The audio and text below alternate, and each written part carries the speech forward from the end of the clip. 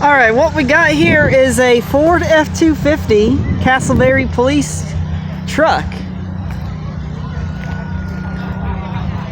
Pretty well designed truck, actually. I kind of like this design.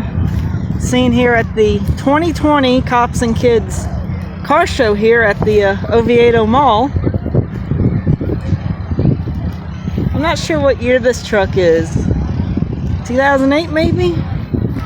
I'm not really sure, and they got a trailer attached to it too. Oh, there's a siren from one of the cars. amptrailers.com.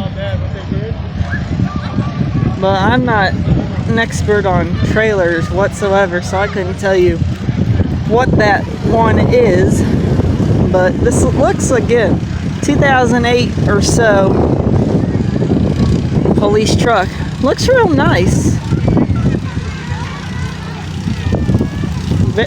Well equipped and everything. Got the light bar up top. Unit number 172.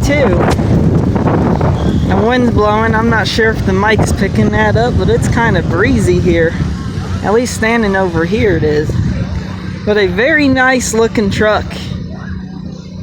Just thought I wanted to give y'all yet another video from the vehicles here.